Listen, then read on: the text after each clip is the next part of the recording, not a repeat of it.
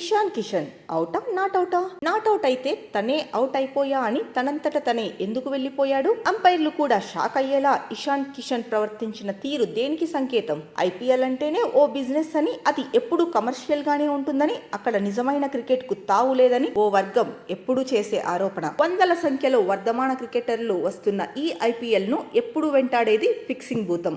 IPL మనకు కనిపించే అంత అందమైన ఆట కాదు అనేది, దాని వెనుక ఓ పెద్ద మాఫియా ఉంది అనేది తరచూ వినిపించే విమర్శ. రాజస్థాన్, చెన్నై లాంటి జట్లు 2 ఏళ్ల పాటు ఈ ఫిక్సింగ్ ఆరోపణలపైన ఐపీఎల్ కు దూరం అయ్యాయి. ఇప్పుడు ఆ విమర్శలకు మళ్లీ పదును పెట్టేలా ఇషాన్ కిషన్ వ్యవహారం దుమారం రేపుతోంది. నిన్న ముంబైతో ఉప్పల్లో జరిగిన మ్యాచ్ లో ఇషాన్ కిషన్ దీపక్ చహర్ బౌలింగ్ లో ఓ బంతిని ఎదుర్కొన్నాడు. అయితే అది తన బ్యాట్ కు తగిలిందని భావించిన ఇషాన్ బౌలర్ అపీల్ చేయకపోయినా క్రీజ్ వదిలి పెవిలియన్ వైపు నవ్వుకుంటూ నడుచుకుంటూ వెళ్లిపోవడం మొదలుపెట్టాడు. ఇషాన్ కదలికలను చూసి దీపక్ చహర్ అవుట్ అపీల్ చేస్తే వైడ్ ఇవ్వడానికి సిద్ధపడిన అంపైర్ షాక్ అయి అవుట్ ఇచ్చాడు. అంతా అనుకున్నారు ఇషాన్ కిషన్ నిజాయితీగా తన అవుట్ ని ఒప్పుకొని క్రీజ్ వదిలి వెళ్లిపోతున్నాడని. పాండ్యా సహా ప్రతి ఒక్కరూ వెళ్లిపోతున్న ఇషాన్ కిషన్ ని అప్రిషియేట్ కూడా చేశారు. హైదరాబాద్ సన్ రైజర్స్ కి ఫెయిర్ ప్లే పాయింట్స్ కూడా వస్తాయి అనుకున్నారు. కానీ రీప్లేలో చూసినప్పుడు తేలింది ఏంటంటే అసలు బంతి ఇషాన్ కిషన్ బ్యాట్ కి కాదు కదా, కనీసం టై ప్యాడ్ కి కూడా తగలలేదు. మరి దేనికి తగలనప్పుడు ఇషాన్ కిషన్ దేనికి అవుట్ అని తనే డిక్లేర్ చేసుకుని వెళ్లిపోయాడు. ఇదే ఇప్పుడు వివాదాస్పదం అవుతోంది.